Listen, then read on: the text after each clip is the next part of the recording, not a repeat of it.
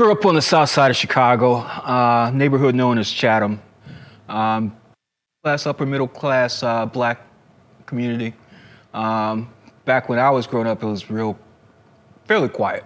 I would say real quiet. I mean, we had stuff going on, but it was one of the better neighborhoods in Chicago back then. So, yeah, my first passion was photography. You know, when I was about 9 years old, other kids wanted a G.I. Joe. I wanted a GAF 35 millimeter rangefinder camera, and that was the beginning. And I just started doing photography, and it was the photography that kind of led me into the music thing. Like I said, I was 9 then, so I think I was about 11. By the time I was 11, I had moved up to a Nikon SLR, and I'm shooting for the school newspaper. And I saw this documentary on Channel 11. That's our public broadcasting station in Chicago. And it was about this group called Youth Communication.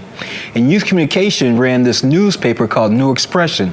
And it was a citywide newspaper, citywide high school. So like every high school would have their own newspaper, but New Expressions was a newspaper for all of the high schools. And they brought in staff from everywhere, from Whitney Young, from Lindblom, from Mendel, everywhere. So I'm in like 7th grade, and I saw this documentary, and back then it was pretty safe for a kid to get on the L. I jumped on the L, went down to Adams and Wabash, and I talked to them, and I said, hey, I want to be on staff. And I showed them my portfolio at the time, and they're like, hey, that's really good. You know, yeah, when you get in high school, you know, you can come back and apply. One day I walked by Eric's office, and I saw him doing something that didn't look related to the newspaper. And I'm like, you know, here I am again. I'm like the 7th grade. I'm talking to this sophomore, junior in high school. I'm like, Eric, what are you doing? That doesn't look like, you know, something for the newspaper. He's like, get out of here, kid, you know. I'm like, nah, for real, what is it? He's like, Chip, I'm making a flyer. Or actually, I think back then we called them pluggers. He said, I'm making a plugger for a party. I'm like, oh, what's this party? He's like, we got this group called Vertigo, and we're throwing this party at this place called The Loft. Loft was on, I want to say, 17th in Michigan, and you had to go up these stairs, and it's dark. And I remember when I went up the stairs, I remember I could feel the beat. And before you even heard the music, you could feel it. I remember the song that was playing. It was Martin Circus, Disco Circus. And I saw, you really couldn't see people. You could just see kind of like shadows because they had the Mars lights and the strobes. And so you just saw flashes of shadows of people, just images like really blacked out. But this music, Martin Circus, which is a disco record, and I just saw these beautiful bodies, you know, just dancing, dripping with sweat. The floor was moving. This place was not designed for this many people, and it was a legit loft, and you could see the floor was moving. You know, I think eventually it gave out, not that night, but that was my introduction to music, to the dance scene. And that's how I went from photography to wanting to pursue my passion of music. First place I DJed was probably my bedroom. You know, that's how we all started off, bedroom DJs. I think I might have done a birthday party for some kid. There was some kid in Hyde Park, and his mother wanted a DJ for it, and that was it. But the funny thing is, I was calling myself a DJ for about 2 years, maybe a year and a half before I actually learned how to DJ. I had all the cuts, but nobody ever took the time to talk to me about blending, you know, and beat matching and all that. So I had the cuts, and I was basically slam mixing. I was going from this cut to that cut, to this cut, that cut. And, you know, people were into it, but it really wasn't DJing. It wasn't until I was working at this store, Imports Etc., which is where everybody would come to get their music. And that came about because I was just hanging out there so much that eventually they just said, hey, Chip, do you want a job? So I started working there. I let one of the guys hear one of my mixtapes. And he was the first person to really come back to me and be really honest and said, this is hot garbage. You know, he's like, that's not mixing. He's like, come by and I'll show you how to blend. And so he actually, this guy Brett, he actually had Frankie Knuckles' old turntables from the original warehouse. They were Technique SL 1100. So big step up from what I was used to working with. I was using these belt drive techniques. Actually, they didn't even match. Actually, one was a belt drive, an SLB 201 or something, and the other one was a direct drive, SLD 201 or something. And so it was a little different. So now I've got 2 quartz turntables. And what the quartz means is that it locks to the speed. And they both had these pitch controls that I've never used. They were like knobs. And so here I was, and he taught me about the basic theory of the beat. When you're mixing, it's, 1, 2, 3, 4, 2, 2, 3, 4. And that's how you sync up the records. And so all of a sudden, this light went up. I was like, bam, oh, I get it. And that's when I fell in love with DJing even more. So I was 18 at the time, and at the same time I'm working at Imports, I just started college at Columbia College. And like most kids starting college, I didn't really know why I was there or what I was going to do. I just knew I needed to continue my education. So I took some art classes, I think 2D art, and I took some music theory classes. But the most important class I took was a marketing class. It was the marketing class when I learned the power of marketing and how to really market a product. And that was what really gave me the idea to make my first record. I knew that at the time, a lot of people would come into Imports, etc., and they would ask for music. They would ask for disco music that they had heard at the warehouse. Now the warehouse had closed, but people were still following Frankie on tapes and things, and he was playing some private parties, so he still had a big following in the disco community. Any way you cut it, grill it, smoke it. You've never seen turkey like this before. Get ready for Just Turkey's famous barbecue turkey ribs and tips. The butter-crusted turkey burger, turkey tacos, legs, salads, wraps, and more. We're serving up healthier choices for the foods you love. Only at Just Turkey. Turkey's all we do. That's why we do it better. Learn more at originalJustTurkey.com. Hey, baby girl, what's that you eating? Barbecue turkey ribs. Turkey ribs? The turkey ain't got no ribs. Just turkey does. They have turkey ribs, tips, burgers, even turkey lasagna. They have turkey everything. You want to trade? No way. It tastes too good and is way healthier than what you have in that greasy brown bag. Turkey's healthier? Yeah, it has less fat and grills to perfection with their special sauce. Okay, just one bite. No, they have locations everywhere. Go get your own. Any way you cut it, grill it, smoke it. You've never seen turkey like this before. Get ready for Just Turkey's famous barbecue turkey ribs and tips. The butter-crusted turkey burger, turkey tacos, legs, salads, wraps, and more. We're serving up healthier choices for the foods you love. Only at Just Turkey. Turkey's all we do. That's why we do it better. Learn more at originalJustTurkey.com. So they would ask for all this music. They're like, and we knew that if we put up a sign, like we got in a cut, say like Black Ivory, Mainline. That was a big disco record that was played at the warehouse. And we knew that if we put up a sign that said, as played at the warehouse, it would just fly off the shelf. Now, it was my job to make these signs, right? And I got a little lazy. So I just put as heard at the house because the house was kind of a nickname for the warehouse. Now understand, house music didn't start at the warehouse. The warehouse, like I said, the warehouse had closed about 82, 83. And they played disco, they played a lot of pop music, not a lot of pop, some pop music, some R&B, but they didn't play house music because house music didn't exist at that time. But again, it was called the house. So I knew that if I were to put that onto an original record, it would fly. So that's why my first record was actually called It's House. So when I was working on the Jack Tracks EP, because I wanted it to be an EP, extended play, instead of just a single, because I know I could charge more money for that. And so the first song was It's House, and then the second one was called Time to Jack. Now the history behind Time to Jack is, at everybody was talking, when you were dancing really well, or if you're doing something well, like if you're DJing well, they say you're jacking the box. If you're dancing well, they say you're jacking it. So jacking doesn't just mean dancing. It really was kind of our way of saying you're doing your best. I decided to make Time to Jack. I had the lyric, I had the vocal, but I needed something behind it. I created all the drums, and then I kind of, there was this one record that was really hard to get, and it was a rock record, and it was called Jungle DJ by Crocus. It was a group out of France. But it was really, even though it's called Jungle DJ, it was a rock record.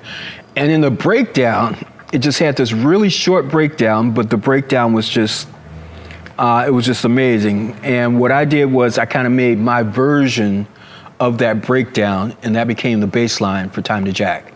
So, and that was, it's still today. I just did a remix of it, I think 2 years ago with Carl Cox. And it still brings people to the dance floor. I went to Precision Records Labs and I asked them to cut me an acetate. Again, it's a temporary record. You can play it maybe 50 times, maybe 100 if you're delicate with it, but after every play, it degrades. So I paid this guy, Larry Sherman, to make my acetate. And with that acetate, I was able to take it to DJs and say, hey, can you play this?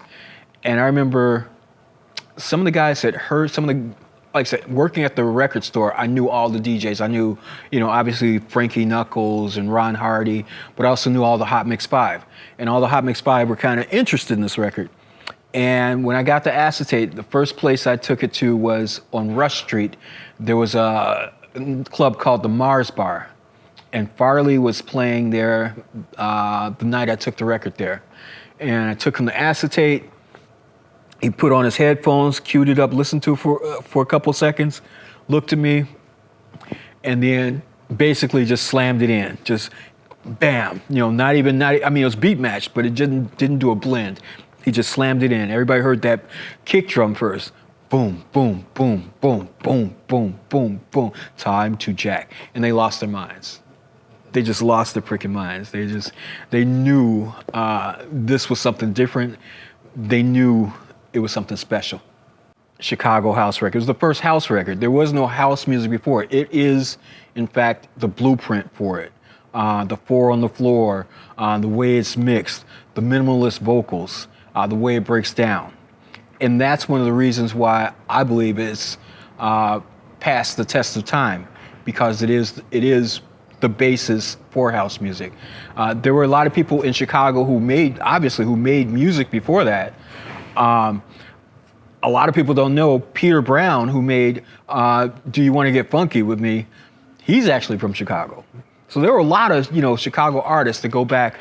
I mean, we can go back, even before that, what I'm saying, but that was the disco days. Obviously there's a lot of blues artists and there's a lot of jazz artists from Chicago, but nobody made a conscious effort to make a new and different genre of music, and also to name it house before the Jack Tracks EP and the single It's House. So when I went in the studio, I think at the time, I had a Casio keyboard, a Casio CZ1000 keyboard, and I had a little sample pedal. It was this, when I say pedal, it was originally designed for guitar players. Guitar players have a rack of pedals. So this was a digital delay pedal, which had a special feature. It had 1 second of sampling. So you could plug a microphone in there and you could say something, and then every time you press the pedal, it would say something. That's actually the original way we did It's House. I just said in the mic, It's House, and then I just hit the pedal, It's House, It's House, It's House, It's House. And then you could turn the pitch on it, so you could have it, It's House, It's House, It's House, It's House. And that's the way we did that. So that was a key. But one of the other keys was, there was a sampling keyboard by this company called Mirage. Now, Mirage wasn't the first sampling keyboard. There was a big one from Europe called the Fairlight. But the Fairlight is like, sell your house and you buy a Fairlight. There was no way anybody was going to have one of those unless you had like a recording studio. And this recording studio I was using is called Reel to Reel in the suburbs of Chicago. It's kind of a hole in the wall place, but it was enough. It was enough for me. So this keyboard by Mirage, or Sonic was the company, Mirage was the keyboard. This was the first affordable keyboard that had sampling technology. Now, it wasn't even out yet, but a friend of mine, Joe Smooth, who was a DJ at this nightclub called the Smart Bar, and he was one of my customers at Imports, he had told me about this keyboard. I was like, that's a pretty cool keyboard, Joe.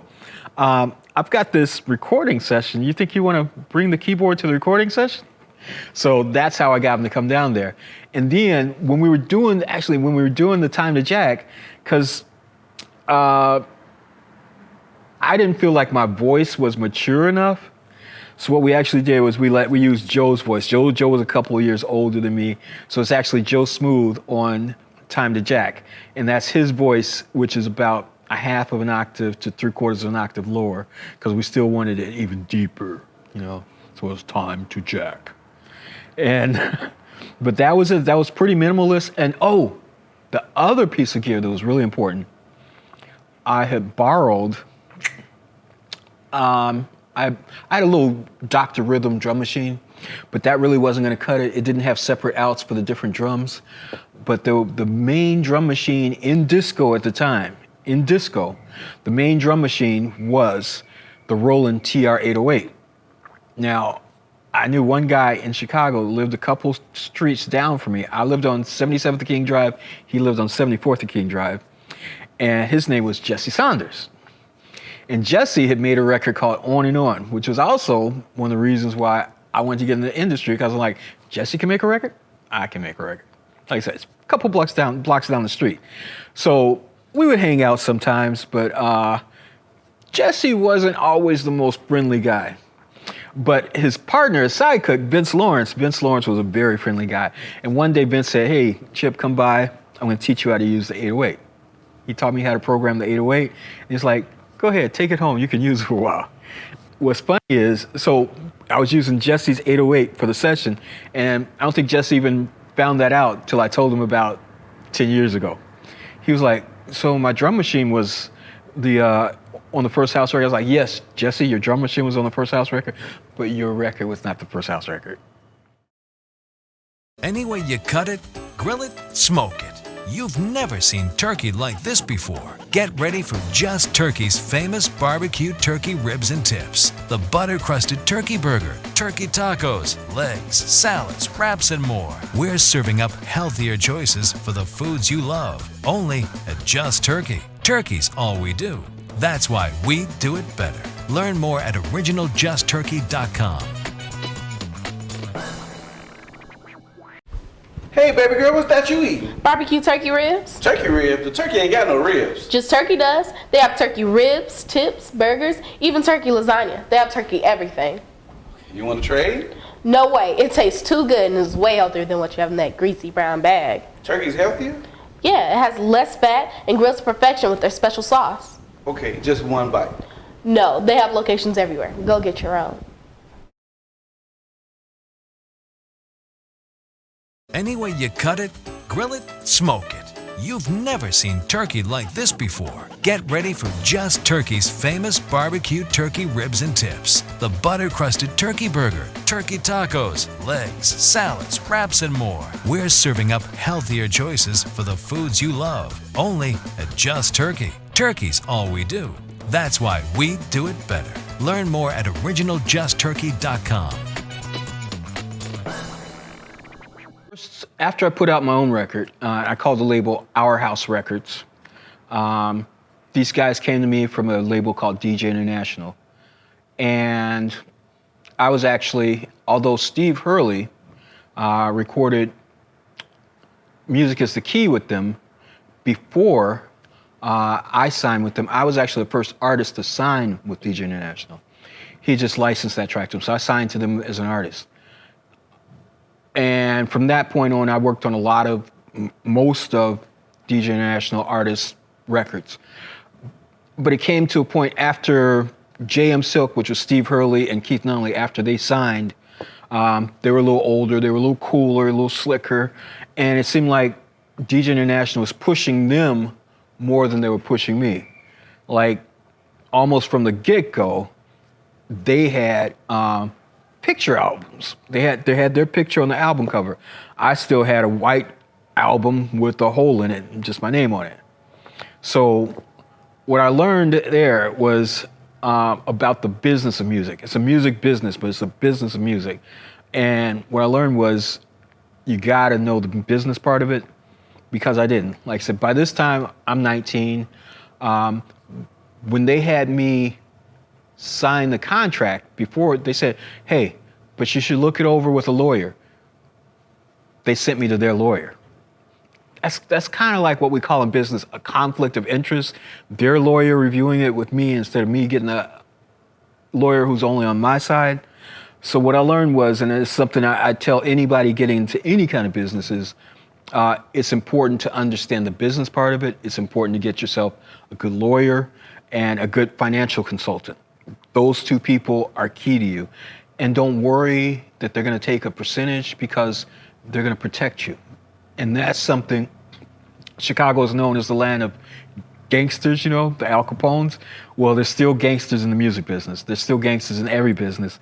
And your lawyers and your financial consultants are going to help protect you against the gangsters. What's kind of strange is that Chicago doesn't get the credit for house music the way that other music genres have cities associated with them. There was a time when New York had their version of house music. They called it the garage music, which can't even find garage music anymore. In Detroit, they called their house music techno. And somehow, the guys in Detroit, their techno blew up, and Detroit and New York kind of get credit for house music, which is purely a Chicago product. So there was a time when hip hop and house were close cousins. I mean, I'd go out to New York and I would hang out with Ice-T, Jazzy Jeff, Africa Bambaataa, Africa Islam, son of Bambaataa. And I still talk to Africa Islam almost every day today. But then what happened was, when I say we, I'm talking about house music artists, we were too smart to be exploited. We were too smart to be exploited. Then when people saw this music, the house music and the hip hop music coming along, there were management people and there were marketing people, and they were coming to both groups and they were saying, hey, I'm gonna make this bigger and better. And we would say, okay, well, what's that gonna take? And they're like, I'm gonna take 20% of your money. And house music, we were too smart to let somebody take 20% to make us better. The hip hop guys, they weren't as smart as us. They let that guy take 20% and turn their thousands into millions. So I think that's where the division went. We weren't ready at that time for the growth, and we didn't recognize the opportunity to get big business behind us, because that's what made hip hop grow, is big business, big labels, big promotion got behind them. And we never. Chicago is not only the home of house music, but the home of a lot of DJs. I mean, especially back in the 80s and 90s, everybody was a DJ. And not only everybody, but everybody's mother and everybody's grandmother was a DJ. It was not hard to find a DJ in Chicago. And still to this day, you throw a stick up in the air, it's probably gonna fall on a DJ. But so, not the same in Europe. Starting to become that now, but in Europe and Asia, I feel like I always got a lot more love there. I played out there a lot more than I did in Chicago, and even more than just in the United States, just because it was something new to them. It was something really rare. And funny, now they've kind of taken over. Now we've probably got more European DJs playing in the States than we do have American DJs playing.